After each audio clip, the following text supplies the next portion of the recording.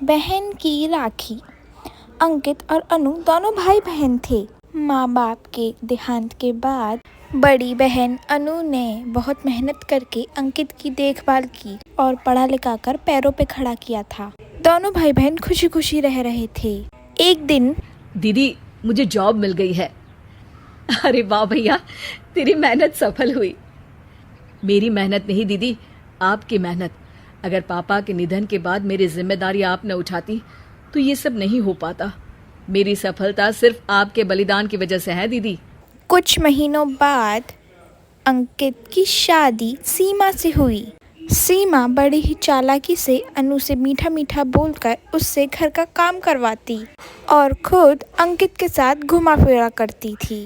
वैसे तो वो सिर्फ खाना बनाने का काम ही घर में करती थी, लेकिन अब उसे उससे भी छुटकारा चाहिए था। इसलिए एक दिन, दीदी मेरे हाथ का खाना अंकित को पसंद नहीं आता, क्या आप खाना बना दोगी प्लीज? अरे हाँ, ये भी कोई कहने की बात है, जरूर। सीमा इसी बात से मन मन बड़ा खुश होती है और अगले दिन झाड़ू पोछा से छुटकारा पाने के लिए और तरकीब लगाती है। हॉल में जोर जोर से घराने लगती है। उसके घराने की आवाज सुनकर अनु हॉल में भागते भागते आती है। क्या हुआ सीमा? दीदी लगता है मेरी कमर अकड़ गई है। वो क्या है ना, मुझे झाड़ू पोछा करने की आदत नहीं है ना। मेरी मम्मी पापा ने मुझसे कभी ये काम नहीं करवाया। अरे कोई बात नहीं, झाड़ू पोछा ही तो है, मैं कर लिया करूंगी। इस तरह सीमा ने घर के सारे काम का बोझ अनु पर डाल दिया था और अनु घर का सारा काम करती थी। सीमा को तब भी अनु से छुटकारा चाहिए था, इसलिए एक दिन वह अंकित के ऑफिस के आने से पहले घर के सारे कपड़े लेकर और धोने का नाटक करने बैठ गई। अरे सीमा, इतने कपड़े? अब क्या करूं, अकेली पड़ जाती हूँ। करना तो मुझे ही है ना। अरे दीदी से मदद ले लेती। अच्छा, ताकि सारा जमाना कहे कि भाभी बड़ी ननद से काम करवा रही है। और वैसे भी दीदी ने तो साफ कह रखा है मुझे कि तुम आज जो भी हो सिर्फ उनकी वजह से हो, इसीलिए अगर उनके बनाए इस घर में रहना है तो काम करना ही पड़ेगा।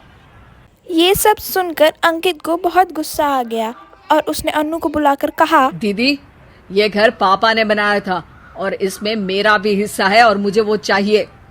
यह सुनकर अनु को बुरा तो लगता है, लेकिन वह दूसरे दिन घर का बंटवारा करने के लिए वकील के पास चली जाती है। वहां से लौटते वक्त अनु का एक्सीडेंट हो जाता है, जिससे वह दोनों पैरों से अपंग हो जाती है। अब मजबूरन अनु की पूरी देखरेख सीमा को करनी पड़ जाती है। एक दिन सारे कामों से थककर सीमा अंकित से कहती है, अजी सुनते हो, अब मुझसे तुम्हारी ये बहन की सेवा ना होगी। अगर कल तक तुम इसका बंदोबस्त नहीं करते तो मैं घर छोड़कर चली जाऊंगी। अरे ये कैसी बातें कर रही हो? इस हालत में वो कहाँ जाएंगी? मैं कुछ नहीं जानती, बस कल ये इस घर में मुझे दिखनी नहीं चाहिए। अंकित अपनी बीवी की जिद के आगे हार मान लेता है और अनु को शेल्टर होम में छोड़ आता है। 3 महीने बाद, अजी सुनते हो, ये आपके लिए एक पार्सल आया है, ये लीजिए। अरे इसमें तो घड़ी है और एक चिट्ठी भी है। दिखाइए तो। अरे वाह, बड़ी ही सुंदर घड़ी है, लेकिन ये आपको भेजी किसने? पता नहीं, शायद चिट्ठी में कुछ लिखा हो। आशा करती हूँ ये घड़ी तुम्हें पसंद आएगी। रक्षाबंधन की बहुत शुभकामनाएं, तुम्हारी दीदी अनु। चिट्ठी पढ़कर अंकित की आंखें भर आती हैं। मैं दीदी को लेने जा रहा हूँ सीमा। अरे घड़ी भेज तो दी उन्होंने, अब क्यों जाना उनके पास? देखा सीमा, दीदी हमसे दूर जाकर भी हमारे बारे में ही सोचती है और एक हम है जो उनकी सेवा से बचने के लिए उन्हें शेल्टर होम छोड़ा है। तुम्हारी बातों में आकर मुझसे ये क्या पाप हो गया? मैं जा रहा हूँ दीदी को लेने, और जब मैं वापस आऊँ तो तुम मुझे हमारे घर में मत दिखना। इतना कहकर वह अनु को शेल्टर होम लेने पहुंच जाता है। वहां पहुंचकर, दीदी मुझे माफ कर दो, मैं तुम्हें लेने आया हूँ। भाई आज तो राखी है, आज तो मैं मना कर भी नहीं सकती। दोनों घर पहुंचते हैं। अरे सीमा, तुम अभी तक यहीं हो? निकल जाओ इस घर से। अरे वाह अंकित, फिर वही गलती कर रहे हो तुम।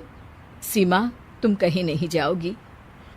दीदी मुझे माफ कर दो, मुझसे गलती हो गई। सीमा आज ये समय माफी मांगने का नहीं है, राखी की तैयारी करने का है। चलो तैयार हो जाओ। तुम्हारे भैया के घर भी तो जाना है ना। यह सुन सीमा अनु के गले लग जाती है। लाइक करें, शेयर करें, सब्सक्राइब करें।